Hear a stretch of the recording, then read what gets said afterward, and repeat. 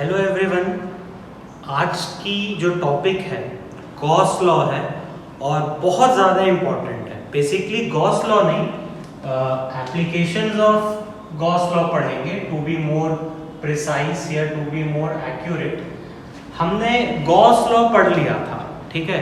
If you remember Gauss law क्या था, Gauss law से कैसे फ्लक्स निकालते थे और सारी चीज़ें वो हमने पढ़ ली थी। तो अब इसका एप्लीकेशन समझते हैं। देखो, एक एप्लीकेशन तो फ्लक्स निकालना था ही था।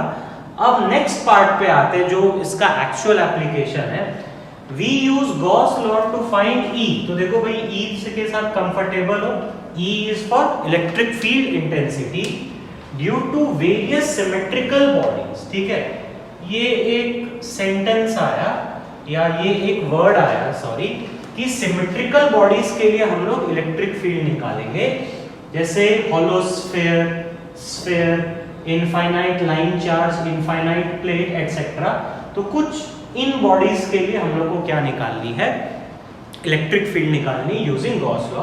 अब ये नोट करके बहुत इंपॉर्टेंट पॉइंट है, ठीक है।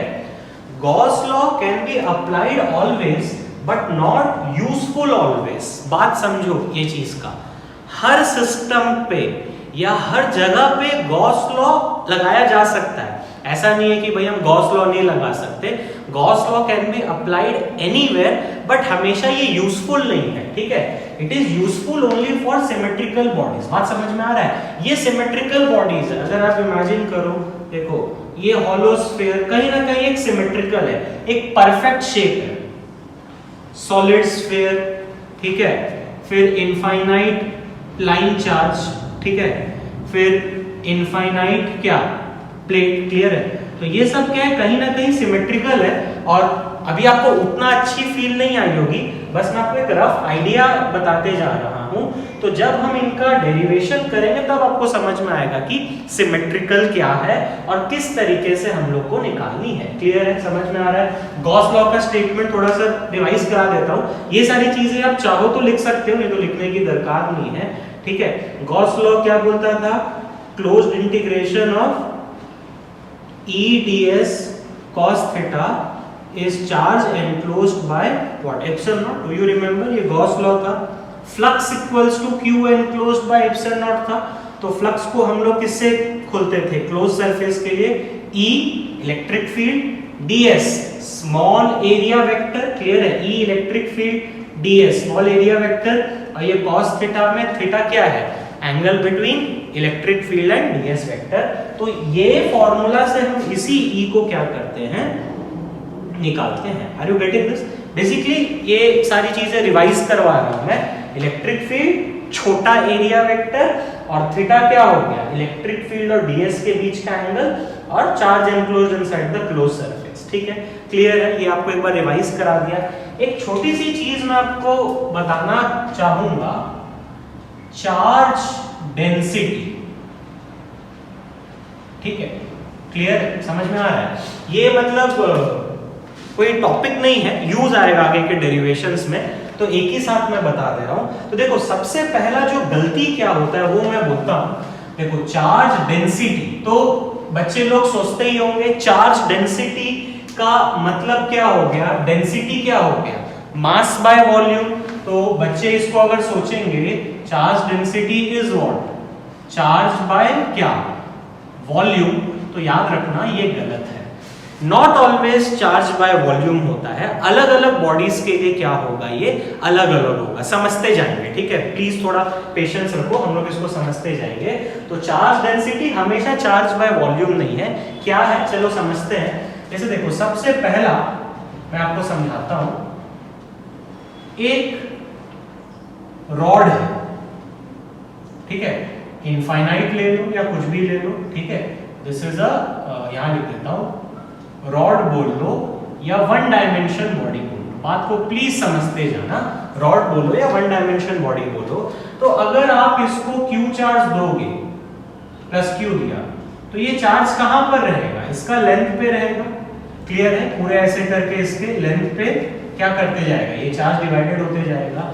तो इसका जब आप चार्ज डेंसिटी लिखोगे तो चार्ज बाय वॉल्यूम नहीं लिख पाओगे, क्योंकि एक रॉड है या वन डायमेंशन बॉडी का क्या वॉल्यूम नहीं होगा। तो चार्ज डेंसिटी को मैं लैम्बडा से डिनोट कर रहा हूं। देखो हर किसी का अपना अपना सिंबल होगा, तो प्लीज इस सिंबल पे हम बात ज्यादा नहीं करेंगे, ठीक है। Charge density is what here, क्या चार्ज पर यूनिट लेंथ। बहुत सिंपल चीज है, जिनको आती है वो इस चीज को फॉरवर्ड कर सकते हैं, ठीक है। बाकी ये काफी सिंपल चीजें हैं, charge per unit length, clear है। चार्ज बाय लेंथ, जो भी इसका लेंथ रहेगा। अब सपोज मैं आपको जैसे रॉड के लिए ये बताया, अब मैं आपको चलो प्लेट के लिए बताता हूं। प्लेट बोल लो, इनफाइनाइट प्लेट बोल लो या शीट बोल लो, ठीक है। जैसे ये आपका 2D बॉडी है, 2 डायमेंशनल बॉडी है। सपोज एक प्लेट है, ठीक है। अब अगर मैं इसको प्लस क्यू चार्ज देता हूं, सुनते जाना या समझते जाना, तो अगर मैं इसको प्लस क्यू चार्ज देते जाऊंगा तो ये इसके पूरे कहां पर डिस्ट्रीब्यूट होगा, सरफेस पे डिस्ट्रीब्यूट होगा, क्योंकि ये 2 डायमेंशन बॉडी है। तो मैं इसके लिए अगर डिनोट करूंगा, ठीक है, लैम्बडा डिनोट करते हैं, इसमें सिग्मा डिनोट करते हैं। Sigma is what charge by area. Are you getting this? बात समझ में आया कि नहीं आया? चार्ज बाय एरिया, एक प्लेट का क्या रहता है, एरिया रहता है, ठीक है, क्लियर है। अब इसके बाद सपोज 2D बॉडी का एक और एग्जांपल आपको बताता हूं, नंबर 3, हॉलोस्फेयर। हॉलोस्फेयर या शेल, ये भी एक 2D बॉडी के जैसा है। देखो सपोज ये हॉलोस्फेयर है, इसका रेडियस r ले लिया। अगर अब मैं इसको चार्ज प्लस क्यू देता हूं, बात आपको समझ में आ रहा है कि नहीं आ रहा है? अगर अब मैं इसको चार्ज प्लस क्यू दूंगा तो ये क्या होगा, इसके सरफेस पे रिसाइड करेगा। Are you getting this? तो इसमें आप लैम्बडा बोल लो, सिग्मा बोल लो, जिससे आपको मन है। तो सिग्मा इज चार्ज बाय क्या, surface area. Are you getting this? ये पूरा सरफेस है, तो सिग्मा इक्वल्स टू चार्ज अगर क्यू दिए और surface area of a spherical body is what 4 pi r square. छोटी सी चीज है, आपको आती होगी ये सारी चीजें, ठीक है। अब नंबर 4 मैं बोलता हूं सॉलिड स्फीयर। तो देखो यार, ये सॉलिड स्फीयर अब क्या बन गया, 3 डायमेंशन बॉडी बन गई। कैसे 3 डायमेंशन बॉडी बन गया? एक r रेडियस का सॉलिड स्फीयर अगर मैं लेता हूं और इसको मैं मान लो प्लस क्यू चार्ज दिया, तो ये चार्ज कहां जाएगा, पूरे वॉल्यूम में जाएगा। इमेजिन कर पा रहे हो कि नहीं आप, ये मैं क्या बोलना चाह रहा हूं, पूरे वॉल्यूम पे जाएगा। इसमें क्या था, अंदर में एम्प्टी है, ये वाला रीजन खोखला है, तो सिर्फ सरफेस में रहा। इसमें क्या है, सॉलिड स्फीयर में क्या है, पूरे वॉल्यूम में डिस्ट्रीब्यूट हुआ, पूरे के पूरे वॉल्यूम में डिस्ट्रीब्यूट हुआ, अंदर में मटेरियल है। तो इसके लिए अगर मैं सिग्मा बोलूं, ठीक है, सिग्मा लैम्बडा जो बोलना है बोल लो, तो that is charge by what, volume. Are you getting this? बात समझ में आया? तो charge is q and what is volume, आप जानते हो, स्फीयर का 4/3 पाई r। आ रहा है बात समझ में? क्लियर है? आपको ये समझ में आ रहा होगा कि किस तरीके से हम लोग को ये चीजें निकालनी है। सपोज और एक 3D शेप का बॉडी बोलता हूं, solid cylinder. Solid cylinder is again 3 dimensional body. एक सॉलिड सिलेंडर है, सिलेंडर का हाइट हो गया h, रेडियस हो गया r। अब इसको आप चार्ज दे रहे हो, प्लस क्यू चार्ज दिए, माइनस भी दे सकते हो, मैं प्लस लेकर डिस्कस कर रहा हूं। तो ये क्या किया, पूरा का पूरा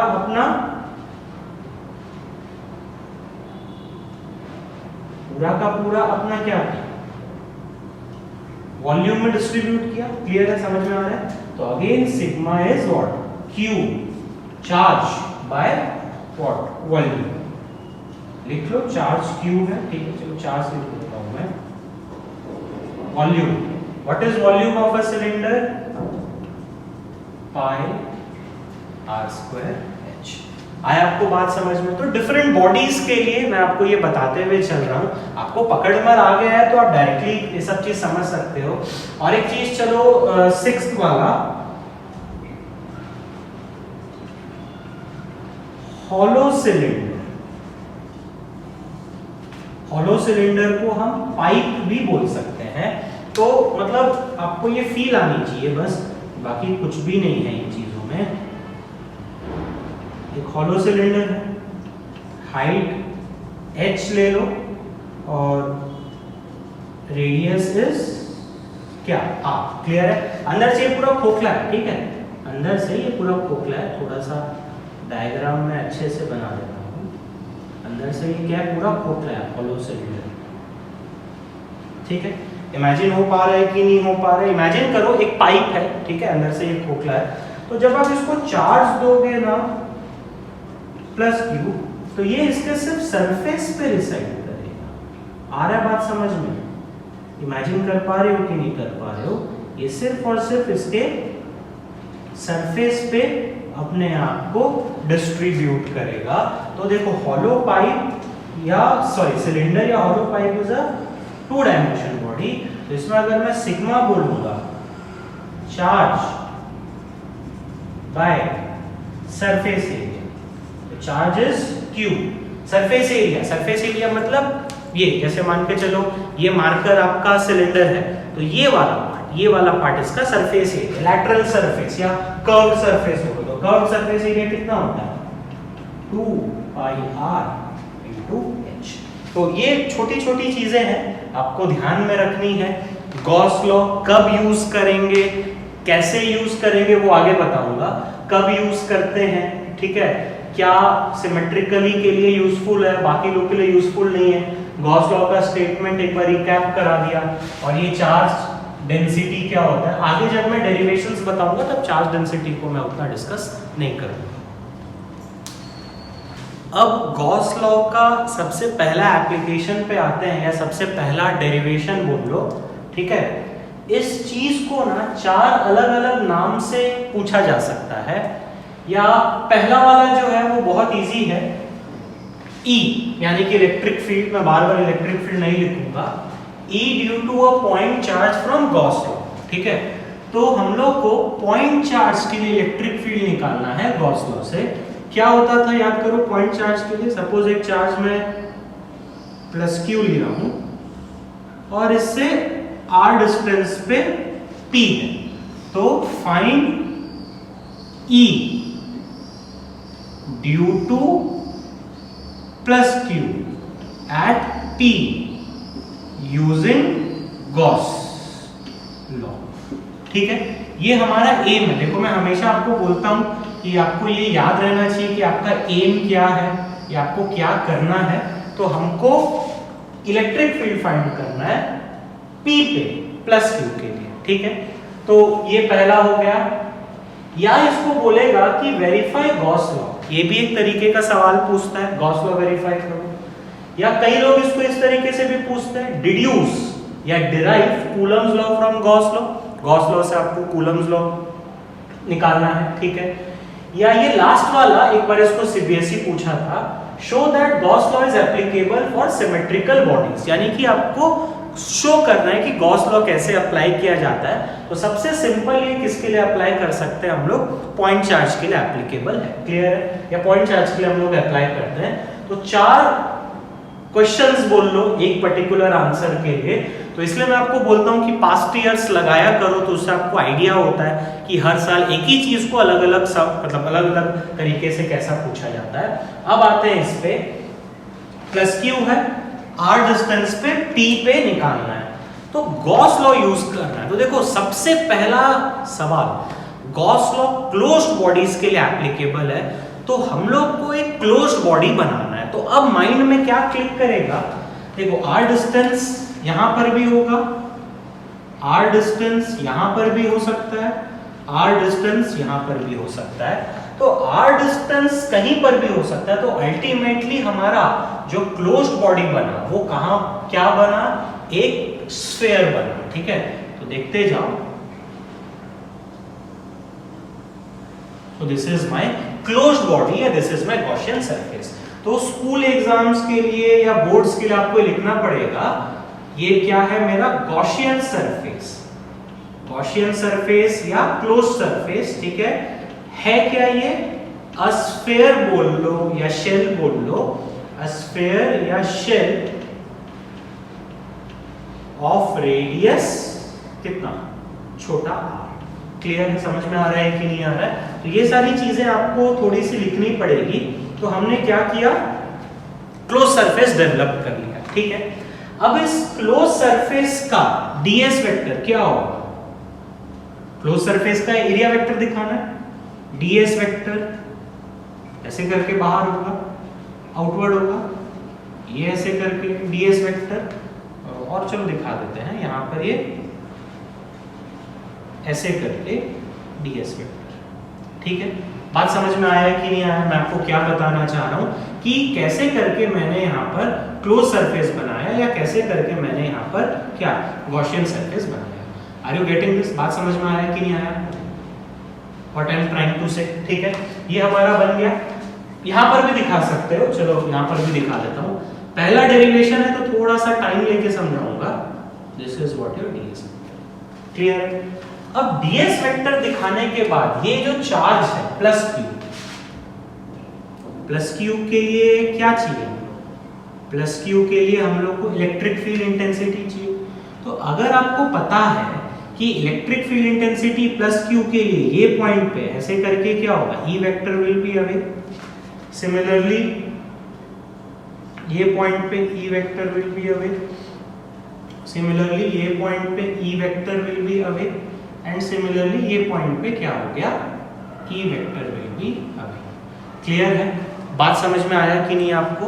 तो मैंने क्या किया, जो मेरा ब्लू वाला है, ब्लू वाला को अच्छे से कंसंट्रेट करो। जितने भी ब्लू वाली चीजें हैं वो मेरा कंस्ट्रक्शन है। कंस्ट्रक्शन मतलब मेरा वो गॉसियन सरफेस है, उसका मैंने ds दिखाया, ठीक है। और मेरा जो ब्लैक वाला है वो मेरा गिवन चीज है। ब्लैक वाला मतलब चार्ज से r डिस्टेंस पे पॉइंट p और उसके लिए इलेक्ट्रिक फील्ड इंटेंसिटी। तो मेरा डायग्राम कंप्लीट हो गया, ठीक है।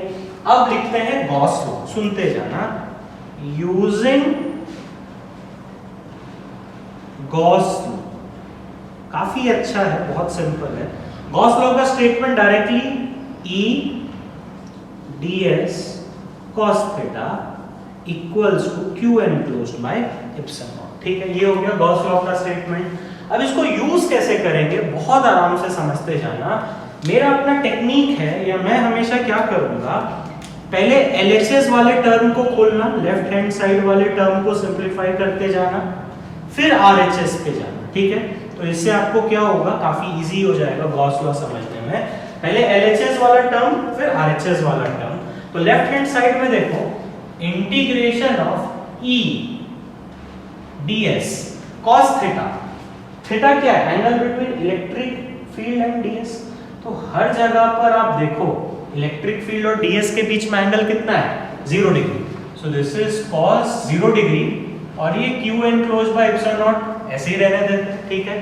नाउ cos 0 का value 1, so this is what E ds equals to q enclosed by epsilon not, ठीक है। मैं LHS को ही सिंपलीफाई करूंगा, RHS पे अभी आऊंगा ही नहीं। अब वापस LHS पे आते हैं।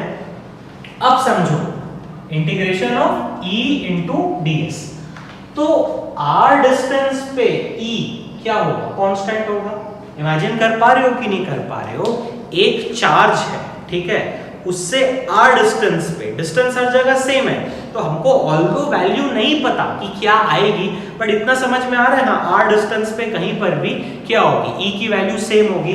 तो मैं यहां पर क्या लिख रहा हूं, बात को समझना, as E is कांस्टेंट, तो कांस्टेंट इंटीग्रेशन से बाहर आ गया, integration of ds is what, q enclosed by epsilon not. अब मेरे को बताओ ds क्या है, छोटा सा एरिया। तो छोटा सा एरिया को जब आप पूरा इंटीग्रेट करोगे, सरफेस एरिया आ जाएगा स्फीयर का, या सरफेस एरिया आ जाएगा शेल का। ds छोटा सा एरिया था, जब तक आप उसको इंटीग्रेट कर दोगे तो आपको क्या मिल जाएगा, पूरा एरिया मिल जाएगा शेल का। तो ds को इंटीग्रेट कर दिए, s आया, तो what is s? What is surface area of this shell या what is surface area of this sphere? 4 pi small r square equals to क्या? q enclosed by epsilon not. ठीक है, बात समझ में आई कि नहीं आई आपको? अब मेरा बात देखो, अब ये पूरा सिंपलीफाई हो गया, एलएचएस आपका पूरा सॉल्व हो गया। देखो यहाँ थीटा पुट किए, ई को इंटीग्रेशन से बाहर लेकर गए, इंटीग्रेट किए, अब ये पूरा सॉल्व हो गया। ठीक है, सिर्फ आपको माइंड मैप बनाने के लिए इतनी चीजें बता रहा हूं। Now LHS is solve, now coming to RHS. तो क्यू एनक्लोज्ड क्या होता है? What is Q enclosed? Q enclosed is charge inside the Gaussian sphere या गॉसियन सरफेस। याद करो, तो ये मेरा पूरा गॉसियन सरफेस है, तो इस गॉसियन सरफेस के अंदर कितना चार्ज है? पूरा का पूरा प्लस क्यू इसके अंदर। इमेजिन करो, ये पूरा गॉसियन सरफेस, पूरा का पूरा चार्ज प्लस क्यू इसके अंदर है। तो Q enclosed with sign, please बच्चे गड़बड़ नहीं करना, Q enclosed with sign that is what? Plus Q. तो दैट इज आरएचएस को अब सॉल्व करते हैं, E into 4 pi छोटा r square is plus q by epsilon naught. So E equals to q 4 pi r square नीचे लिया है, 4 pi epsilon naught r square. What is 4 pi epsilon naught? 1 by 4 pi epsilon naught is k. So that is k q by r square. आया? चीजें पकड़ में आई आपको? क्या किया मैंने? q enclosed की जगह प्लस q डाल दिया, इसमें मैंने इसको पुट किया, तो E into 4 pi r square is plus q by epsilon naught। 4 pi r square को नीचे ले आया, 4 pi epsilon naught को सजा दिया मैंने, तो 1 by 4 pi epsilon naught is k, electrostatic force constant, तो k q by r square। तो याद है ये चीज किसके लिए आया था? पॉइंट चार्ज के लिए हमने निकाला था, कूलम्स लॉ से निकाला था। तो ये सारे सवाल का जवाब आ गया। कैसे सारे सवाल का जवाब आ गया? E due to a point charge from Gauss law, yes भाई, E due to a point charge from Gauss law is kq by r square। Verification of Gauss law, Gauss law verify हो गया। क्यों? यही value हम लोग को किससे मिलता था? कूलम्स लॉ से मिलता था, तो yes this is verified. Deduce Coulomb's law from Gauss law, yes again यही आ गया। यही चीज क्या आता था? कूलम्स लॉ से आता था, तो हम इसको डिड्यूस कर दिए। Fourth, show that Gauss law is applicable for symmetrical bodies. क्या सिमेट्रिकल बॉडीज के लिए एप्लीकेबल है? हाँ, सिमेट्रिकल बॉडीज के लिए एप्लीकेबल है। तो ये जो सिमेट्रिकल वाली बात जो मैं बार बार कर रहा था, ये क्या है? देखो, ये एक स्फीयर बना जो गॉसियन सरफेस था, और यहां पर हर जगह पर पूरे ये सरफेस पे E का वैल्यू क्या था? कांस्टेंट था। तो एज E इज कांस्टेंट, ये जो काम बना कि हमने E को कांस्टेंट लिया, ये क्या हुआ? Due to symmetry. आ रहा है बात समझ में कि सिमेट्री का यूज कहां आया, कैसे आया? मतलब थोड़ा थोड़ा मैं आपको बता रहा हूं कि सिमेट्रिकल क्यों हुआ। अगर ये सिमेट्रिकल नहीं होता, ये हमने क्या बनाया? एक स्फीयर बनाया, एक शेल बनाया, तो सिमेट्री के कारण ही आप देखो हर जगह पर E का वैल्यू सेम हुआ, तभी ये कांस्टेंट हुआ ड्यू टू सिमेट्री, तभी हम इसको आगे सॉल्व कर पाए। आपको बात समझ में आया? क्या आंसर है, क्या नहीं है? ठीक है, अगर आप चाहो तो आप इसमें एक चीज ये लिख सकते हो, as same expression comes from Coulomb's law,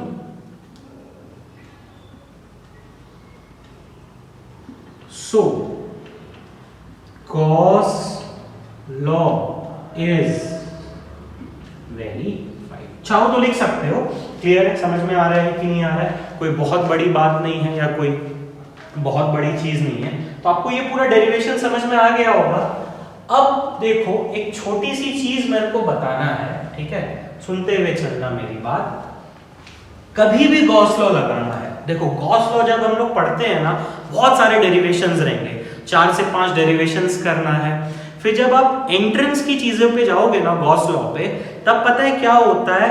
आपको एंट्रेंस का न्यूमेरिकल एक डेरिवेशन ही है, are you getting my point? ये सब तो मैं आपको यहाँ पर अभी पढ़ा दे रहा हूँ, 5 डेरिवेशन 6 डेरिवेशन, बट आप जेई के न्यूमेरिकल्स करोगे, आईआईटी दोगे या कोई और एग्जाम दोगे, तो वहां अगर गॉस लॉ से न्यूमेरिकल आया तो वो एक डेरिवेशन के ही जैसा है। तो एक रोड मैप या एक माइंड मैप आपको मैं बता रहा हूँ, ये चीज आप अपने कॉपी में कहीं पर भी लिखना, बहुत ही इंपॉर्टेंट चीज है। मेरे पास जगह नहीं है इसलिए मैं यहाँ पर ऐसा करके लिख रहा हूँ, स्टेप्स फॉर गॉस लॉ, ठीक है। मैं इसको डायग्राम से रिलेट करूंगा इसलिए यहां पर लिख रहा हूं।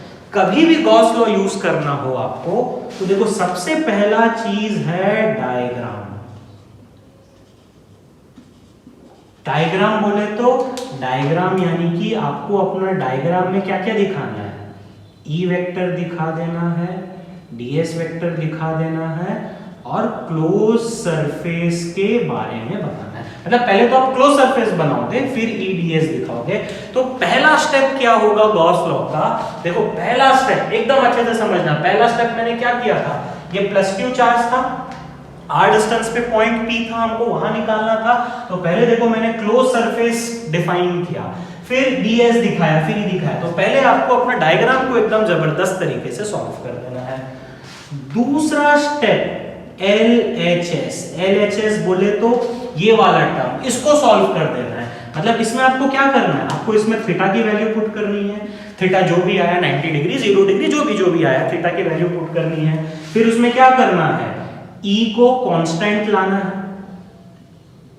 फिर क्या करना है, आपको इंटीग्रेशन करना है। बात समझ में आ रहा है? बहुत ज्यादा नहीं है आपको, मतलब क्या बोल रहा हूं, आपको लर्न नहीं करना, आपको एक फील होना है कि यार पहले डायग्राम बना दिए, सिस्टम गिवन होगा, हमको अपना चार्ज दिया हुआ होगा या सिस्टम दिया हुआ होगा, कंस्ट्रक्शन कर लो भाई, पूरा बढ़िया से कंस्ट्रक्शन करो। कंस्ट्रक्शन करके क्या कर लो, गॉसियन सरफेस रेडी कर दिए आप, अपना डायग्राम रेडी हो गया बढ़िया से, ई दिखा दिए, डीएस दिखा दिए, क्लोज सरफेस दिखा दिए। फिर गॉस लॉ लिख के एलएचएस सॉल्व किया मैंने, देख रहे हो ये पूरा मैंने क्या सॉल्व किया, एलएचएस सॉल्व किया कि उनके बीच का एंगल पुट किया, ई को बाहर ले लिया, इंटीग्रेशन कर दिया, तो पूरा एलएचएस मेरा सॉल्व हुआ। थर्ड क्या करना है बताओ, आरएचएस। तो आरएचएस में पता है क्या होता है, आरएचएस में सिर्फ क्या, क्यू एनक्लोज्ड निकालनी है। Are you getting this? बात समझ में आया?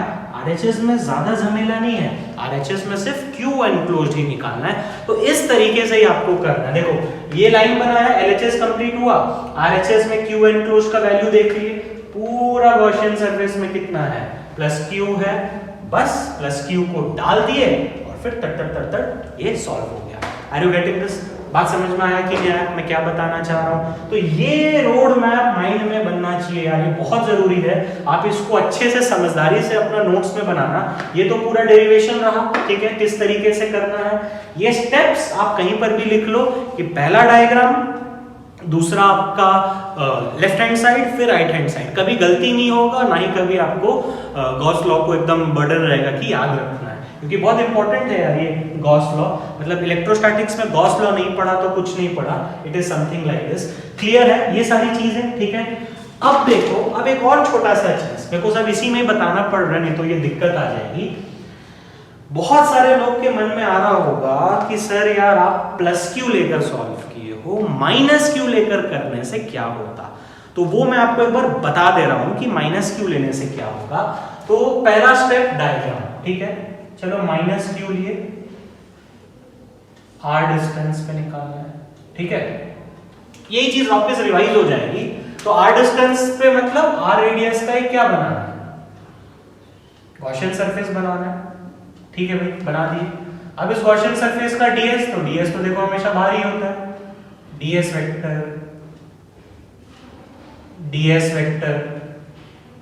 And this is DS vector. ज्यादा नहीं दिखाना है, 2-3 तो ही दिखा दो, टाइम वेस्ट होता है। ये डीएस वेक्टर दिखा दिया हमने। अब क्या दिखाते हैं, इलेक्ट्रिक फील्ड दिखाते हैं, ठीक है। तो इलेक्ट्रिक फील्ड याद करो, माइनस क्यू के लिए क्या होता है, माइनस क्यू के लिए towards, this is E vector, this is E vector, this is E vector, this is E vector. कुछ बात समझ में आया? प्लस क्यू दूर भगा रहा था, माइनस क्या करेगा, अपने तरफ बुलाएगा, ठीक है। And this is my Gaussian surface. थोड़ा सा छोटा डायग्राम बन रहा, प्लीज जूम करके देख सकते हो। दिस इज गॉसियन सरफेस, उसकी कहानी आप लिख सकते हो, सेम है।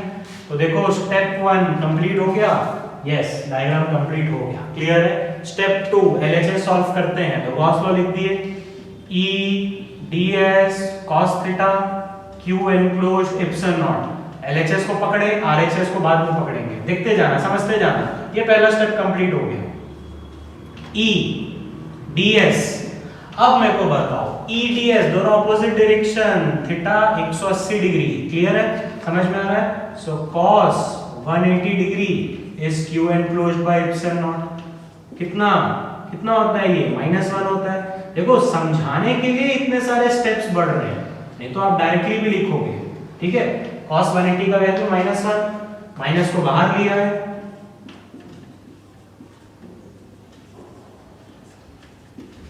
ठीक है।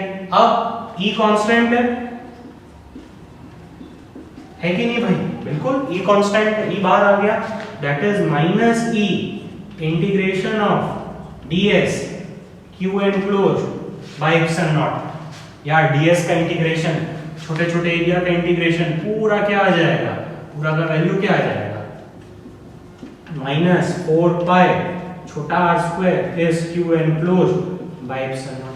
देखो यार एलएचएस सॉल्व कर दिए, आ रहा है बात समझ में। देखो मैंने बहुत सारे स्टेप्स लेकर समझाए हैं, आप 2 या 3 स्टेप में भी कर सकते हो, मेरे को समझाना है आपको करके मैं थोड़ा सा लेंदी बना रहा हूँ। तो यस अभी देखो हमारा एलएचएस भी सॉल्व हो गया, थीटा डाल दिए, ई कांस्टेंट बाहर लेकर इंटीग्रेट कर दिए, आरएचएस। अब समझना मेरी बात अच्छे से, आरएचएस मतलब Q enclosed. What is Q enclosed?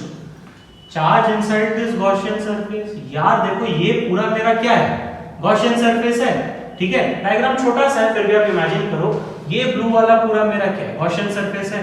Gaussian surface के अंदर कितना चार्ज है, -q, तो चार्ज विद साइन। याद करो हमने पढ़ा था गॉस लॉ में चार्ज को साइन के साथ पुट करना, ये गलती मत कर देना। तो बस अब इसको क्या हुआ, q enclosed -q by epsilon nought, तो ये माइनस माइनस कट गया, तो E equals to Q 4 pi r square epsilon nought, यानी कि Q 4 pi epsilon not r square, that is what, kq by r square. तो देखो same चीज आया, प्लस q के लिए हमने जो किया था, माइनस q के लिए भी क्या आया, सेम चीज आया। तो आपको यही बात को समझनी है, या यही बात को आपको क्लियर रखनी है अपनी माइंड में कि आप पॉजिटिव लेकर करो या नेगेटिव लेकर करो, चीजें पूरी की पूरी सेम है, बस डायरेक्शंस चेंज होता है और एंगल चेंज होता है। But I will advice you कि हम लोग जो भी डेरिवेशन करेंगे वो पॉजिटिव चार्ज लेकर करेंगे, जितने भी डेरिवेशंस करना है सब हम लोग प्लस क्यू लेकर चलेंगे। माइनस के लिए क्या होगा, माइनस के लिए क्या होता है ये मैंने आपको बता ही दिया है, बट हम सिर्फ प्लस क्यू को लेकर चलेंगे। तो प्लीज इसको 1-2 बार नहीं, उसके बाद भी देखो कि किस तरीके से हमने डायग्राम बनाया, स्टेप्स क्या हुए। डायग्राम बनाना है समझदारी से, ईडीएस दिखाना है। दूसरा, गॉस लॉ में पहले एलएचएस पूरा सॉल्व कर दो, फटफट एलएचएस आप सॉल्व कर दिए, बहुत स्टेप्स नहीं है, 3-4 स्टेप में ही हो जाएगा, समझाने के लिए ज्यादा स्टेप हो रहा है। एलएचएस सॉल्व कर दिए, फिर क्या करें, आरएचएस में क्यू एनक्लोज्ड को डालना है, किसके साथ, साइन के साथ। तो हम हमेशा पॉजिटिव लेके ही सारा डेरिवेशन करेंगे, नेगेटिव लेके भी पॉसिबल है, किस tariके से हुआ वो भी मैंने आपको बता दिया है। हो सकता है कभी सवाल आ जाए कि यार माइनस क्यू पॉइंट चार्ज के लिए डिराइव करो, तो यार सब तो प्लस क्यू के लिए ही पढ़ाते हैं, तब आप कंफ्यूज ना हो जाओ, क्योंकि एक साथ एग्जाम हॉल में क्लिक नहीं करेगा ये क्या करना है नहीं करना है, वहां तो आपको फटाफट चीजें याद आनी चाहिए। तो ये आपका माइनस क्यू के लिए हो गया, ये आपका प्लस क्यू के लिए हो गया, बाय डिफॉल्ट प्लस क्यू लेकर चलेंगे, और ये सारे क्वेश्चंस का ये पर्टिकुलर आंसर रहा। और ये स्टेप बहुत इंपॉर्टेंट है, लिखना नहीं है, कोई पूछेगा नहीं, माइंड में सेट करके रखना है। Diagram, LHS, RHS. Next derivation या नेक्स्ट एप्लीकेशन पे आते हैं, बहुत इंपॉर्टेंट है। Electric field due to uniformly charged non conducting shell. तो शेल मतलब समझ में आ गया होगा, हॉलो स्फीयर, ठीक है। अब ये बहुत इंपॉर्टेंट वर्ड आया, नॉन कंडक्टिंग, ठीक है। इसका मतलब अभी आपको मैं नहीं बताऊंगा, बात को समझते जाना। अभी तक हम जो भी इलेक्ट्रोस्टैटिक्स पढ़े हैं या आगे पढ़ेंगे, they are all for non conductors. Non conductors को कई बुक में ना डाई इलेक्ट्रिक भी बोलेंगे, डाई इलेक्ट्रिक, ठीक है। ये बेसिकली डाई इलेक्ट्रिक बेसिकली आपका सॉरी कैपेसिटर में यूज होता है। तो नॉन कंडक्टिंग बोल लो या क्या बोल लो, डाई इलेक्ट्रिक बोल लो। नॉन कंडक्टिंग का ऑपोजिट हुआ कंडक्टिंग। तो हम लोग एक अलग पूरा लेसन बनाएंगे या एक अलग पूरा टॉपिक बनाएंगे जिसमें कंडक्टर्स के बारे में पढ़ेंगे। मतलब अगर यही सारी चीज कंडक्टिंग हुई तो क्या चेंजेस आएगा। एज ऑफ नाउ सारी चीजें हम लोग किसके लिए पढ़ रहे हैं, पूरा electrostatics we are studying for non conductors या डाइलेक्ट्रिक्स या नॉन कंडक्टिंग। कंडक्टर्स बोलेगा तो वो अलग चीज होगा। इतना बस आप एक बार अपने माइंड में रखो, ठीक है। बहुत सारे लोग इसी के साथ ही बताते हैं, मैं एकदम अलग से सारा चीज कंप्लीट होने के बाद बताऊंगा, ठीक है। अब आते हैं इस पे, हम लोग एक शेल के लिए निकालना है, ठीक है। तो इसमें बहुत सारे केसेस है। पहला मैं आपको बताता हूं, case one is outside the shell. Shell के बाहर में हमको निकालना है। तो समझते जाओ, प्लीज डायग्राम देखते जाओ। ये शेल है, क्लियर है। इसका रेडियस कैपिटल आर। आउटसाइड मतलब सेंटर से स्मॉल आर डिस्टेंस पे, सेंटर से स्मॉल आर डिस्टेंस पे। बहुत सारे लोग इसको एक्स भी लेते हैं, अपने स्मॉल आर लेकर चलेंगे। तो आउटसाइड मतलब क्या, small R is greater than capital R, ठीक है। अब इसको चार्ज प्लस क्यू दोगे तो शेल में कहां पर रहेगा, पूरे इसके सरफेस पे यूनिफॉर्मली डिस्ट्रीब्यूट होगा। इसके लिए ये वर्ड आया यूनिफॉर्मली चार्ज्ड, ठीक है। इतना आपको पकड़ में आया कि नहीं आया, क्या है क्या नहीं है, ठीक है। अब आर डिस्टेंस पे निकालना है, तो आर डिस्टेंस पे निकालना है मतलब क्या क्या गॉसियन सरफेस बनाना है। आर रेडियस का आपका अगेन है क्या बन गया, शेल बन गया। शेल बोल लो या स्फीयर बोल लो, देखो डिफरेंस समझो। कैपिटल आर मेरा शेल है सॉरी, और स्मॉल आर रेडियस का मेरा गॉसियन सरफेस है। चलो यहां पर लिख भी देता हूं मैं कहानी, this is my Gaussian surface. बस आपको चीजें समझ में आए करके मैं इस तरीके से लिख रहा हूं। गॉसियन सरफेस क्या है, अ शेल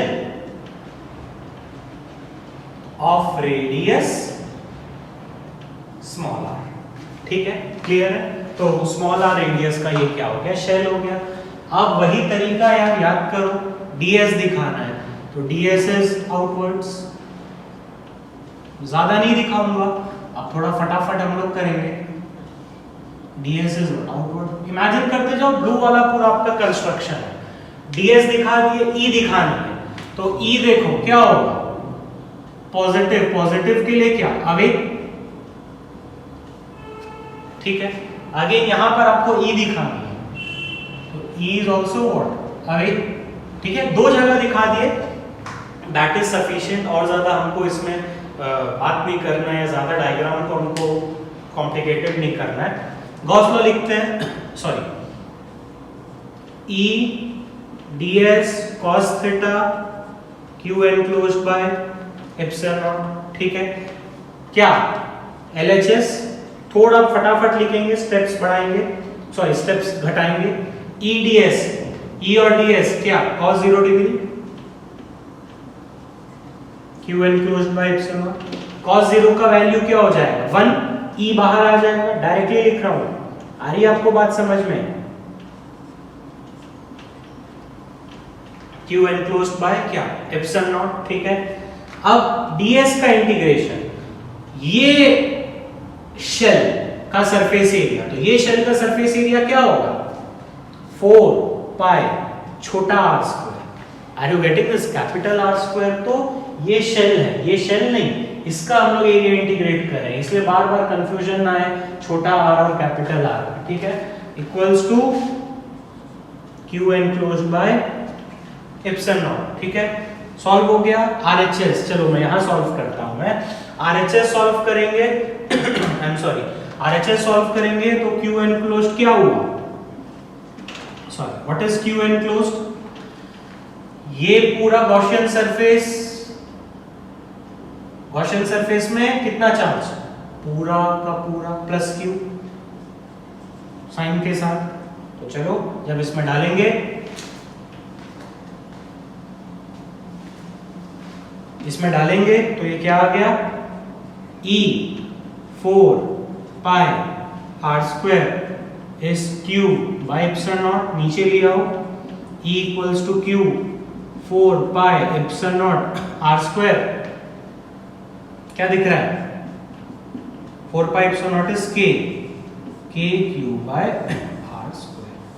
तो E outside is sorry k Q by r square, E outside is inversely proportional to 1 by r square। तो ये एक्सप्रेशन किसके जैसा है? Same as point charge. तो इसमें एक नोट करके पॉइंट हम लोग लिख सकते हैं, for a point lying for a point lying outside the क्या? shell, it behaves as a point charge। आ रहा है बात समझ में? आउटसाइड पे वो किसके जैसा बिहेव कर रहा है? पॉइंट चार्ज के लिए बिहेव कर रहा है। मतलब बाहर में K Q by small R square है, for a point lying outside the shell it behaves as a point charge, या as if all charge of shell is concentrated at its center। या ये एज्यूम किया कि जो भी charge आप दिए थे वो सरफेस पे नहीं, कहां पर रहा? सेंटर पे रहा। आया बात समझ में? आउटसाइड द शेल का। अब एक छोटी सी चीज बताऊंगा, देखो मैंने क्या बोला, इसमें बहुत सारे केसेस पॉसिबल है, आउटसाइड पे, सरफेस पे, इनसाइड पे, बट जनरली आपको स्कूल एग्जाम या बोर्ड सारा केसेस नहीं देता है, वो आपको केस 1 देगा। तो केस 1 में आपको ये सवाल नहीं बोलेगा कि भाई आउटसाइड द शेल निकालो, रादर इट विल से कि ये प्रूफ करो, ये जो स्टेटमेंट लिखा ये प्रूफ करो कि पॉइंट शेल के अगर बाहर है तो शेल पॉइंट चार्ज जैसा बिहेव किया, या अगर वो पॉइंट शेल के बाहर है तो वो शेल का सारा चार्ज कहां पर कंसंट्रेटेड है? उसका सेंटर पे कंसंट्रेटेड है। तो बहुत तरीके से ये बोला जा सकता है। तो this is a basically a question, तो ये आपको प्रूफ करने के लिए बोलेगा। इसलिए मैं ये सारी पॉइंट्स आपको बताते हुए चलता हूं कि आपको ये सारी चीजें सॉरी ध्यान में रहे। तो प्लीज ये आपका पूरा केस 1 हो गया।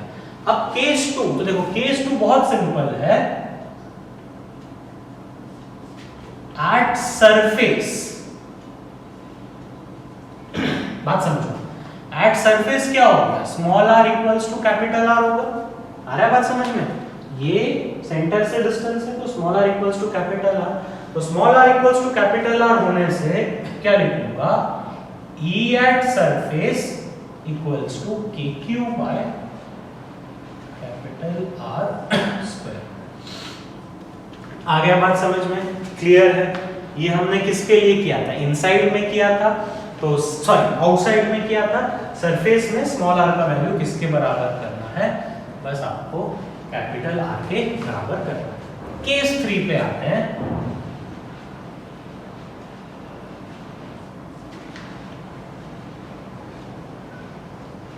इनसाइड द शेल, शेल के कहां पर? अंदर। तो शेल के अंदर में मतलब small R is less than capital R. आ रहा है बात समझ में? तो चलो अब इसके लिए डायग्राम बनाएंगे।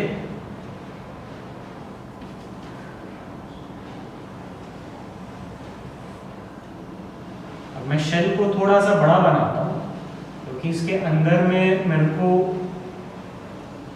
निकालना है कैपिटल आर रेडियस का शेल, चार्ज प्लस क्यू दिए, तो कहाँ रहा? सरफेस में रहा। पता है आपको, बार बार बता रहा हूँ, ठीक है। अब कहाँ बनाना है? इनसाइड पे बनाना है, ठीक है। तो अंदर पे मैं स्मॉल आर रेडियस का एक गॉसियन सरफेस लिया, कहीं पर भी लो, यहां पर भी लो, कहीं पर भी ले सकते हो। ds वेक्टर दिखा दिया,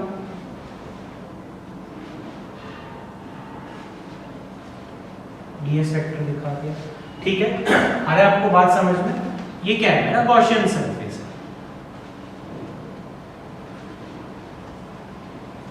क्लियर हुआ? बात समझ में आया आपको? अब देखो, मैं इसमें इलेक्ट्रिक फील्ड नहीं दिखा रहा हूं। क्यों नहीं दिखा रहा हूं आपको बाद में समझ में आएगा। आपको समझ में आया? ये बड़ा वाला मेरा शेल है, ये ब्लू वाला मेरा गॉसियन सरफेस है। डायग्राम्स उतने अच्छे नहीं बन रहे हैं, आप प्लीज थोड़ा अच्छे से इनको बनाना। ये गॉसियन सरफेस है, ds आउटवर्ड दिखा दिया। चलो गॉस लॉ लिखते हैं, गॉस लॉ लिखते हैं। Integration of E ds cos theta is q enclosed by epsilon, ठीक है। अब बात समझो, इसमें मैं एक बार LHS को नहीं देख रहा हूं। आप तो बोलोगे कि सर आप तो पहले बोले LHS को देखो। कुछ कुछ चीजें यहाँ पर एक्सेप्शंस हैं। एक्सेप्शंस मतलब आपको वो मैं बता रहा हूँ तो आप याद कर लोगे। LHS को मत देखो, सिर्फ RHS को देखो एक बार, ठीक है। Q enclosed को देखते हैं। तो मेरे को बताओ Q enclosed क्या होगा?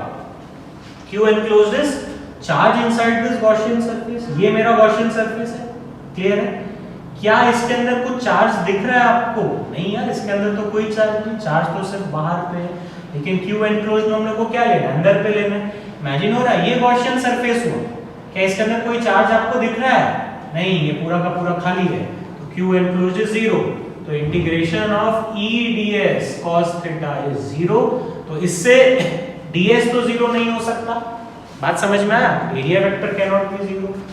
cos theta angle also cannot be 0। तो what has to be 0? E has to be 0। So E inside is क्या? 0। ये आपको याद रखनी है कि अंदर पे इलेक्ट्रिक फील्ड 0 हुई। तो देखो ये R यहां पे हमने निकाला, R कुछ भी हो सकता है, यहां पर भी निकाल सकते हो, यहां पर भी निकाल सकते हो। तो पूरे अंदर पे इलेक्ट्रिक फील्ड की वैल्यू 0 है, सरफेस पे इतनी है, आउटसाइड पे इतनी है। तो ये आपको तीनों के तीनों केसेस आपको याद रखने हैं, डेरिवेशंस भी आपको याद रखनी है, ठीक है। अब अगर इसका ग्राफ बोला जाए, ठीक है, E वर्सेस R, तो electric field versus R distance from centre हुआ, तो इसकी ग्राफ को चलो समझते हैं।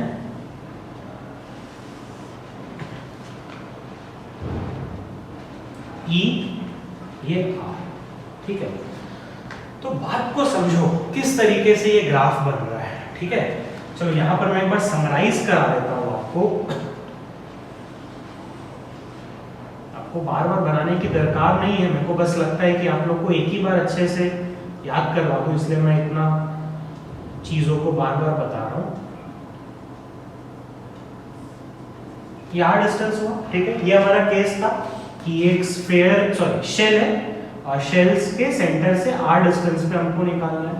तो E आउटसाइड KQ बाय छोटा r square, E at surface KQ by capital R square and E inside is 0, ठीक है। क्लियर है? समझ में आ रहा है कि नहीं आ रहा है? तो E इनसाइड 0 है, तो मतलब अंदर में ये चीज 0 होगा। कहां तक? जब तक स्मॉल r कैपिटल R का वैल्यू नहीं हो जाता। कैपिटल R पे वैल्यू तुरंत बढ़ गई और भाग गई। क्लियर है? समझ में आ रहा है कि नहीं आ रहा है? फिर आउटसाइड पे R के इनवर्सली प्रोपोर्शनल, यानी कि ये इस तरीके से बना। आ रहा है बात समझ में? E एट क्या? Surface that equals to KQ by R square. तो आपको ग्राफ पे दिख रहा है मैक्सिमम कहां पर हुआ? सरफेस पे हुआ। तो सरफेस पे E का वैल्यू मैक्सिमम होता है। ठीक है, क्लियर है? ये सब छोटी छोटी चीजें आपको याद रखनी है। ये डायग्राम समझ में आया? E इनसाइड 0 हो गया, ये क्या है? E सरफेस पे, एंड ये वाला जो पार्ट है, ये वाला, this is what E outside. आया बात समझ में? तो बेसिकली अंदर पे 0 हुआ, सरफेस पे तुरंत बढ़ गया, और सरफेस पे बढ़ने के बाद क्या हुआ? सरफेस पे बढ़ने के बाद ऐसे करके ये गिरते गिरते जा रहा है। तो ये ग्राफ याद रखना, अंदर पे क्या हुआ, आउटसाइड पे क्या हुआ, सरफेस पे मैक्सिमम हुआ। अब एक और छोटा सा चीज, ये आपको आता होगा बट देखो इस तरीके से ही पढ़ाता हूं मैं, रिवाइज कराता हूं। इलेक्ट्रिक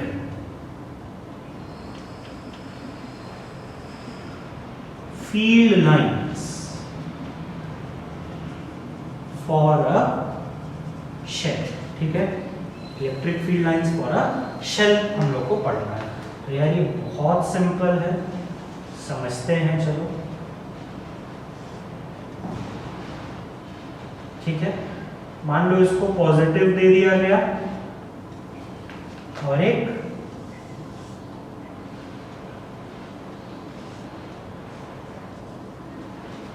आर रेडियस का है, इसको मान लो नेगेटिव चार्ज दे दिया गया। समझना बात तो बहुत सिंपल है। तो पॉजिटिव के लिए क्या होगा? अवे होगा। Are you getting this? बहुत ज्यादा नहीं बनाना है, मैं पहले ही बोला हूँ, बस आपको सेंस समझ में आना चाहिए। पॉजिटिव के लिए क्या होगा? अवे हुआ। देखो अंदर में इलेक्ट्रिक फील्ड नहीं है, तो अंदर में आप इलेक्ट्रिक फील्ड लाइंस दिखा नहीं सकते, मार्क्स कट जाएगा। इसीलिए इस डायग्राम में मैं कहीं पर भी क्या इलेक्ट्रिक फील्ड नहीं दिखाया, क्योंकि अंदर में एग्जिस्ट ही नहीं करता है। बात समझ में आया कि नहीं आया? केस 3 थोड़ा सा ध्यान से देखना कि अंदर में कहीं पर भी इलेक्ट्रिक फील्ड दिखाया ही नहीं, क्योंकि लाइंस पॉसिबल ही नहीं है।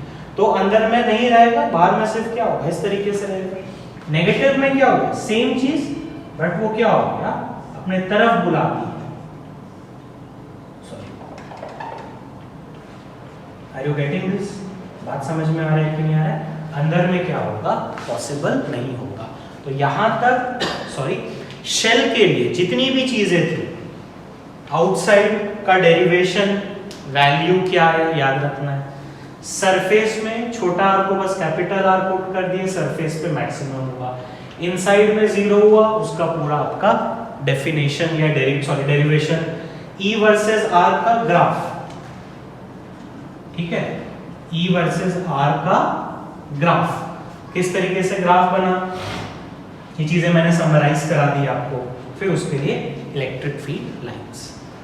नेक्स्ट एप्लीकेशन पे आते हैं, ध्यान से सुनना क्या बोल रहा हूं। Electric field due to uniformly charge non conducting, सारी चीजें अभी नॉन कंडक्टिंग है अपनी। सॉलिड स्फीयर, सॉरी इससे पहले शेल के लिए पढ़े थे, तो शेल अंदर से एम्प्टी रहता था। सॉलिड स्फीयर, सॉलिड स्फीयर मतलब पूरा अंदर से फिल्ड है, ओनली फॉर एंट्रेंस। तो देखो इसके डेरिवेशंस आपको पूछेंगे नहीं, ना ही इसकी ना ही इसकी वैल्यूज आपको स्कूल एग्जाम या बोर्ड्स में पूछेगी, ये एंट्रेंस के लिए है। तो चलो डिस्कस करते हैं, ठीक है? ध्यान रखना एंट्रेंस के लिए। तो इसमें भी आपका 3 केस, आउटसाइड, सरफेस, इनसाइड, ठीक है? तो बात को समझो, ये सॉलिड स्फीयर, कैपिटल आर उसका रेडियस, आउटसाइड में स्मॉल आर कैपिटल आर से बड़ा है, ठीक है? Small R is greater than capital R. Plus Q charge दिए, तो ये प्लस क्यू चार्ज क्या है? पूरे इसके वॉल्यूम में क्या होगा? यूनिफॉर्मली डिस्ट्रीब्यूट हो। Are you getting this? बात समझ में आया? पूरे यूनिफॉर्मली डिस्ट्रीब्यूट किया उसके वॉल्यूम में। तो इसमें E outside is KQ by small r square. तो ये वैल्यू आपको दिख रही है, किसके जैसा है? शेल के जैसा है, या पॉइंट चार्ज के लिए जैसा है? तो मैं बोलूंगा same value as that of क्या? पॉइंट चार्ज या शेल। क्लियर है? तो शेल के लिए भी आपको याद है आउटसाइड पे ऐसा आता था KQ/r², तो इसके लिए भी आउटसाइड पे क्या आया KQ/r²। अगर आपको इसकी डेरिवेशन करनी है तो same derivation as that of shell outside.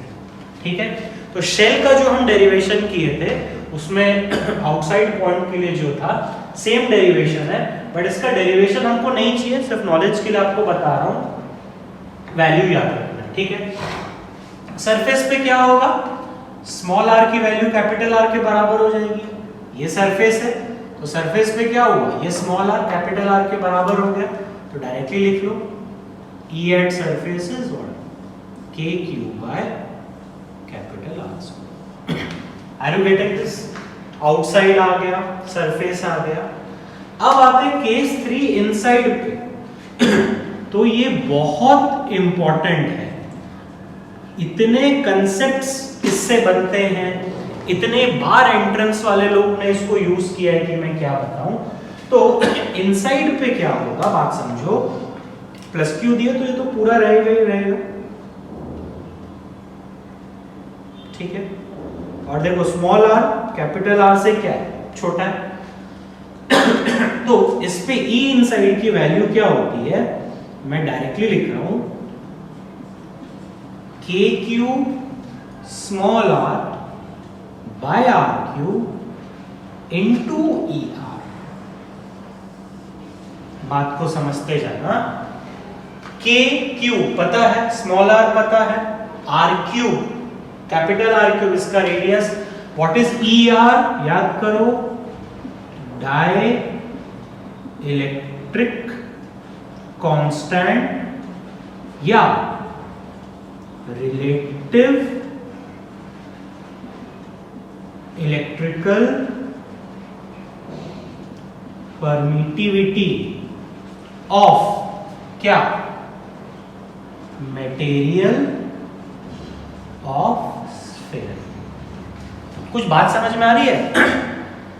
हम लोग आउटसाइड पे निकाले एयर, सरफेस पे भी निकाले एयर, अंदर पे जब हम अंदर पे निकालते, देखो अंदर का मटेरियल क्या है, अलग हो गया, तो इसके लिए क्या आ गया, बाय ER आ गया। बहुत सारे लोग ER को नहीं लिखते हैं, बट टेक्निकली KQ/R³ इनटू क्या ER। कुछ बात आपको समझ में आई किस तरीके से इस चीज को किया गया है, बहुत इंपॉर्टेंट है, इससे काफी सारे क्वेश्चंस पूछा जाते हैं। अब देखो मैं कुछ चीजें इसमें करते जा रहा हूं, बात को समझना। Q या Q को छोड़ो, मैं एक टर्म डिफाइन कर रहा हूं, चलो यहां पर डिफाइन करता हूं मैं, sigma. Sigma is what, charge density. तो सॉलिड स्फीयर के केस में सिग्मा क्या होगा, charge is Q, charge by volume, तो पूरा वॉल्यूम में है इसलिए बाय वॉल्यूम लिए, तो that is Q/4/3 what pi R³। Are you getting this? तो इससे हम Q निकाल सकते हैं, Q is sigma into 4/3 pi R³। ये स्टेप्स आप याद रखोगे तो अच्छा है, तो फाइनल एक्सप्रेशन भी याद रख सकते हो। तो देखो E इनसाइड क्या आ जाएगा, K की वैल्यू कितनी, 1/4πε0 इनटू Q की जगह sigma 4/3 pi R³ into small r by क्या है R³ इनटू ER। आया बात समझ में? This is K, this is Q, small r by R³। तो यार देखते देखते जाओ, ये पूरा R³ कट गया, पाई कट गया, 4 कट गया, तो E इनसाइड हमको मिला, E इनसाइड इज क्या क्या बचा, सिग्मा r बाय 3ε0 E। तो यार ये बहुत इंपॉर्टेंट फॉर्मूला बना एंट्रेंस के लिए, कई बार आपको चार्ज डेंसिटी दिया जाएगा, यहाँ पर सिग्मा क्या हो गया, सिग्मा इज व्हाट योर क्या, चार्ज डेंसिटी। तो आपको सॉरी चार्ज डेंसिटी के फॉर्म में आपको ये फॉर्मूला याद रखना है। Are you getting this? बात समझ में आया कि नहीं आया? ये भी आपको याद रखना है, जेई के लिए मैं बार बार बोल रहा हूँ, और ये भी आपको याद रखना है, बाद में सारा एप्लीकेशंस आपको समझ में आएगा इसका। अब इसका वेक्टर फॉर्म भी चाहिए हम लोग को, बहुत सवाल पूछा गया यार, इसलिए थोड़ा सा इसमें बताना पड़ रहा है। देखो आउटसाइड और सरफेस पे कोई दिक्कत नहीं है, इनसाइड पे ही सवाल पूछा, तो ये जो फॉर्मूला था इसको मैं एक बार सरफेस चार्ज डेंसिटी के फॉर्म में चेंज किया। अब इसका वेक्टर फॉर्म देखो, समझते जाना।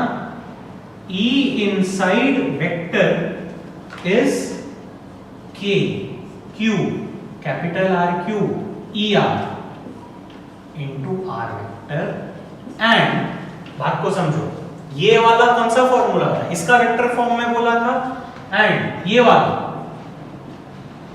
E inside is sigma 3 epsilon naught E R। ऐसे क्यों लिख रहा हूं, बात समझ में आया? ये पूरा एक स्केलर है इनटू क्या, आर वेक्टर। प्लीज यार ये वेक्टर फॉर्म वाली फॉर्मूला भी बहुत ही ज्यादा इंपॉर्टेंट है, सब सवाल करेंगे हम लोग इस पे, ठीक है।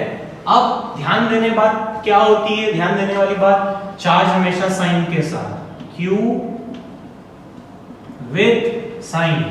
यहां पर सिग्मा, देखो सिग्मा भी एक तरीके का चार्ज है ना, चार्ज पर यूनिट वॉल्यूम या चार्ज डेंसिटी, तो सिग्मा विद साइन। मतलब अब आपको थोड़ा सा ये लग रहा होगा कि सर बहुत सारा चीज एक साथ बता दिए, बट आप रिलेट नहीं कर पा रहे हो, समझ नहीं आ रहा है, तो प्लीज इसको याद रखते हुए चलो, फॉर्मूला वाइज याद रखते हुए चलो। हम लोग इसका यूज समझेंगे आगे जब न्यूमेरिकल्स करेंगे। तो इनसाइड की वैल्यू ये अगर आप याद रख लिए, तो Q को सब्स्टिट्यूट करके कैसे मैंने निकाला वो आप ध्यान में रख सकते हो, और वेक्टर फॉर्म आप ध्यान में रख सकते हो। याद रखोगे तो जल्दी होगा, डिराइव करने में थोड़ा सा टाइम लगेगा। एंट्रेंस की चीजें यार बहुत बहुत इंपॉर्टेंट है, एंट्रेंस की चीजें हैं, और इसका डेरिवेशन कि सर ये वैल्यू आपने लाया कैसे, इसके बाद मैं कुछ कुछ न्यूमेरिकल्स कराऊंगा, कंसेप्ट्स बताऊंगा, तब आपको डेरिवेशन समझ में आएगा। इस पर्टिकुलर चीज का डेरिवेशन पे हम टाइम वेस्ट नहीं करेंगे, बाद में आप इसको रिलेट कर पाओगे, ठीक है। अब आ जाते हैं लास्ट टॉपिक पे, इसमें E versus small r graph. देखो ग्राफ अगेन बोर्ड्स में भी पूछता है, खैर ये तो पूरा टॉपिक एंट्रेंस के लिए है, तो इसका ग्राफ चलो समझते हैं। E R का ग्राफ बनाएंगे, तो समराइज कर देता हूं चलो यहां पर। E आउटसाइड KQ बाय छोटा r square, E is inversely proportional to r square. E surface KQ by capital R square. E inside KQ छोटा r RQ into ER। तो कई बार ना ER को हम 1 लेने के लिए बोल देते हैं, ठीक है।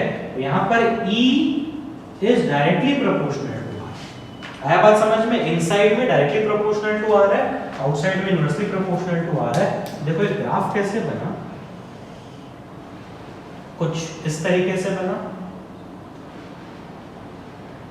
Small r equals to capital R, फिर ये आउटसाइड वाली रीजन, ये क्या है E इनसाइड, ये वाला क्या है E आउटसाइड। आ रहा है बात समझ में? देखो आउटसाइड वाले ग्राफ को मैं ऐसा बना दिया, जब small r equals to capital R हुआ, this is E surface, that is KQ by capital R square. तो अगेन दिख रहा है ये क्या हो गया, maximum, so this is maximum, this is clear. Centre पे क्या हो गया, 0 हो गया। आ रहा है बात समझ में? लिखना चाहो अगर आप E at center equals to 0, इसमें क्या पुट करेंगे, R इक्वल्स टू 0 पुट कर दिए, यहाँ पर R 0 तो सेंटर पे 0, फिर बढ़ते बढ़ते गया, सरफेस से मैक्सिमम हुआ, फिर ये घटते घटते गया। तो सॉलिड स्फीयर से रिलेटेड जितनी भी चीजें थी हमने पढ़ ली। आउटसाइड पॉइंट चार्ज के जैसा या शेल के आउटसाइड के जैसा सेम हो, उसी के जैसा डेरिवेशन है। सरफेस पे स्मॉल आर को बस आप कैपिटल आर पुट कर दोगे, अंदर पे इनसाइड पे डिराइव नहीं कराया, ये वैल्यू बताया, लर्न करनी है। नया चीज ER आया, क्यों ER आया? देखो अंदर पे मीडियम चेंज हो गया, याद है गॉस लॉ लगाते वक्त हमने बोला था अदर मीडियम पे कैसे लगाएंगे, तो अंदर पे मीडियम चेंज हो गया, तो ये कहानी आई। उसको कैसे मैंने चार्ज डेंसिटी के फॉर्म में चेंज किया, ये सारे स्टेप्स ध्यान रखना। वेक्टर फॉर्म बहुत इंपॉर्टेंट है, IIT ने काफी सवाल पूछा इससे। ग्राफ अगेन आपको एंट्रेंस के लिए चाहिए, तो ये आप सब याद रखना। चलो इसको डिस्कस करते हैं। ये बहुत ही इंपॉर्टेंट एग्जाम्पल बोल लो, कंसेप्ट बोल लो, ऐसा ही आपको NCERT में भी गिवन है, मैं थोड़ा सा उसको चेंज करके बता रहा हूँ। A sphere of radius r, ठीक है, has a point charge plus q at its center, ठीक है, सेंटर पे प्लस q दिया गया है, and charge minus q is uniformly distributed throughout its volume। Minus q को पूरे उसके वॉल्यूम में क्या किया है? यूनिफॉर्मली डिस्ट्रीब्यूट किया गया है, ठीक है। प्लस q और माइनस q यूनिफॉर्मली डिस्ट्रीब्यूटेड है। Find electric field, E is electric field less than capital R inside equals to capital R surface greater than capital R outside, ठीक है। तो ये बेसिकली न्यूमेरिकल है, तो चलो डिस्कस करते हैं या सिंप्लीफाई करते हैं। पहले पहला वाला बताता हूं।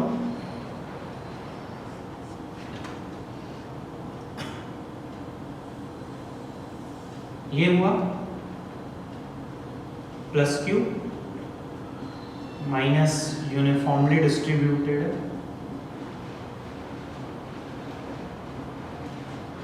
This is minus q capital R, ठीक है। स्मॉल r रेडियस का गॉसियन सरफेस बनाते हैं, ठीक है। अब गॉसियन सरफेस का ds दिखाओ,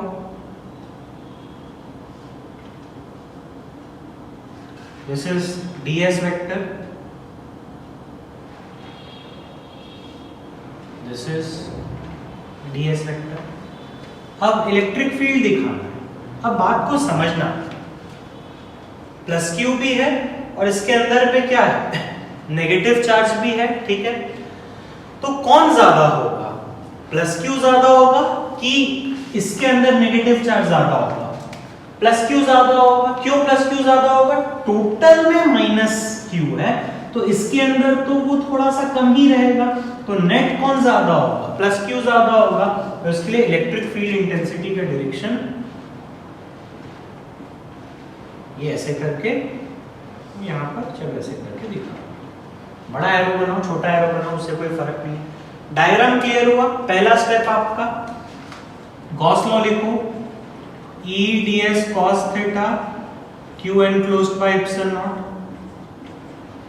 cos 0, क्यों? दोनों सेम डायरेक्शन में, E ds, तो E बाहर ले गए, ठीक है। इलेक्ट्रिक फील्ड इंटेंसिटी आपको इप्सन जैसा नहीं लगे, ठीक है। Integration of ds q enclosed by epsilon naught ds, इसको इंटीग्रेट करें कितना आ गया? 4 pi small r square is q enclosed by epsilon naught। LHS solve हो गया, ठीक है। अब मेरे को q enclosed निकालना है। क्या निकालना है? q enclosed, ठीक है। LHS सॉल्व कर लिया, RHS सॉल्व करना है। तो देखो q enclosed मतलब ये गॉसियन सरफेस है ब्लू वाला, दिस इज गॉसियन सरफेस। तो इसके अंदर कौन कौन है? इसके अंदर ये प्लस q है और कुछ क्या नेगेटिव चार्ज, ये वाला, ये वाला, ये वाला। इसके अंदर क्या है? कुछ कुछ नेगेटिव चार्ज है, प्लस q है और कुछ क्या होगा? नेगेटिव चार्ज होगा। तो बात को समझते हैं, नेगेटिव चार्ज कितना है वो कैसे हम निकालेंगे। मैं क्या लिख रहा हूं? q enclosed इक्वल्स टू, बात समझना, q plus negative charge inside the Gaussian surface। कुछ बात समझ में आया? ये हमारा Gaussian surface है। Gaussian surface के अंदर कितना है? प्लस क्यू तो था ही था, प्लस ये जो कितना है नेगेटिव चार्ज आया। तो अभी नेगेटिव चार्ज को निकालने के लिए क्या करेंगे? यूनिटरी मेथड करेंगे। क्या यूनिटरी मेथड करेंगे? कॉमन सेंस वाली बात है कि पूरे वॉल्यूम में, बड़े वॉल्यूम यानी कि 4/3 पाई कैपिटल आर क्यूब, पूरे बड़े वॉल्यूम में चार्ज कितना है? Minus Q. तो एक में कितना हुआ? Minus Q by 4/3 pi R cube. Therefore ये छोटे वाले का वॉल्यूम में कितना हुआ? 4/3 पाई स्मॉल आर क्यूब में कितना हुआ? Minus Q 4/3 pi capital R cube into 4/3 pi small R cube. ये कट गया, तो दैट इक्वल्स टू कितना है? समझो बात को, minus Q R cube by capital R cube. कुछ बात समझ में आया? ये जो चीज हम लोग करें, ये यूनिटरी मेथड से हम लोग करें। बहुत सारे लोग इसको डेंसिटी भी लेकर करते हैं, वो भी चीज सही है, ठीक है। तो हम लोग को क्या आ गया? Negative charge inside the Gaussian surface आ गया। सो अब Q enclosed equals to capital Q minus capital Q R cube by R cube. Capital Q common ले लो, 1 minus R cube by R cube. Are you getting this? बात समझ में आ गया कि नहीं आ गया? Q एनक्लोज्ड को लाके पुट कर देते हैं E into 4 pi R square equals to Q enclosed capital Q 1 minus small r cube by epsilon naught. Simplify करो, E equals to Q 4 pi epsilon not R square 1 minus small r cube by capital R cube. तो 1/4 pi epsilon naught को k ले लो, k cube by R square 1 minus R cube by capital R cube. तो आपको learn नहीं रखना है, बहुत सिंपल सा चीज है। नया चीज क्या सीखने को मिला कि Q एनक्लोज जब निकालेंगे तो यार देखो, ये मेरा गॉसियन सरफेस, तो इस गॉसियन सरफेस के अंदर कौन कौन आया? प्लस Q आया और माइनस Q यूनिफॉर्मली डिस्ट्रीब्यूटेड था। तो हमको सिर्फ उतना ही पार्ट लेना है जो इस गॉसियन सरफेस के अंदर है। तो Q plus negative charge inside the Gaussian surface, उसको निकालने के लिए मैंने क्या किया? ये वाला चीज मैंने क्या किया? यूनिटरी मेथड किया कि पूरे वॉल्यूम में माइनस क्यू है, तो पर यूनिट वॉल्यूम में कितना हुआ? तो ये जो इतना सा गॉसियन सरफेस के वॉल्यूम में कितना हुआ, ठीक है। Q एनक्लोज्ड आ गया, Q एनक्लोज्ड को पुट कर दिए, क्या निकल गया? E निकल गया। अब सेकंड बिट पे आते हैं, small r equals to capital R पे क्या पुट करना है? सरफेस है, सरफेस पे small r equals to capital R हो, तो बस पुट करना है KQ by capital R square 1 minus R cube by R cube. तो ये कट गया, दैट इज 0, ठीक है, क्लियर है। अब देखो आउटसाइड पे बात को जरा समझना मेरा, ठीक है। डायरेक्टली कर सकते हैं हम लोग, थोड़ा सा आपको स्मार्ट रहना पड़ेगा। प्लस Q और ये कितना? माइनस Q, ये डिस्टेंस हाफ। आउटसाइड पे निकालना है, तो आउटसाइड पे आप गॉसियन सरफेस बनाओ, ठीक है। ds दिखाए। बच्चा अगर थोड़ा सा स्मार्ट होगा तो ये चीजें डायरेक्टली कर सकता है। मेरे को समझाना है करके मैं आपको बेसिक से बता रहा हूँ, कोई दिक्कत नहीं है। आप अगर तुरंत नहीं समझ पा रहे हो तो पूरा कंसेप्ट के थ्रू जाओ, कोई दिक्कत वाली बात नहीं है, ठीक है। समझ में आया डायग्राम? आउटसाइड पे निकालना है, तो ये तो हमारा कैपिटल R रेडियस का क्या हो गया? पूरा स्फीयर हो गया। Plus Q minus Q, outside पे मैंने ये बनाया। तो एक बार गॉस लॉ लिख देते हैं, E ds cos theta is Q enclosed by epsilon not. LHS नहीं देखते हैं, एक बार RHS देखते हैं, ठीक है। कई बार आपको ये ध्यान में रखना है कि एक बार देख लो Q एनक्लोज्ड क्या है। तो क्यू एनक्लोज जब आप देखोगे ये पूरा गॉसियन सरफेस है, ठीक है, दिख रहा है ब्लू वाला पूरा गॉसियन सरफेस है, गॉसियन सरफेस। देखो नहीं समझ में आता है उनको बार बार बोला जाता है, यही तरीका है। ये गॉसियन सरफेस के अंदर ये प्लस क्यू और ये पूरा माइनस क्यू अभी आ गया, तो दैट इज जीरो। आ रहा है बात समझ में? तो क्यू एनक्लोज में जब जीरो पुट करोगे तो E outside is what? Zero. Are you getting this? बात समझ में आया कि नहीं आया? तो यहाँ पर मेरे को ये फटाफट दिख गया कि जब बाहर में मैं गॉसियन सरफेस बनाऊंगा तो उसके अंदर पूरा का पूरा मेरा स्फीयर आ गया। तो इस स्फीयर के पास प्लस क्यू भी चार्ज है, इस स्फीयर के पास क्या माइनस क्यू भी चार्ज है, तो दोनों लेना पड़ेगा जितने चार्जेस अंदर में, दैट इज योर जीरो। तो प्रैक्टिस करते करते ये आपको दिख जाएगा, ऐसा नहीं है कि तुमको नहीं दिखेगा, प्रैक्टिस करते करते ये आपको दिख जाएगा। बहुत इंपॉर्टेंट है, एनसीईआरटी में सिमिलर न्यूमेरिकल दिया है बट थोड़ा सा देखो मैं चेंज करके लेंदी करके और बिट्स डाल के आपको दिया हूं, आप एनसीईआरटी का खुद से प्रैक्टिस करोगे।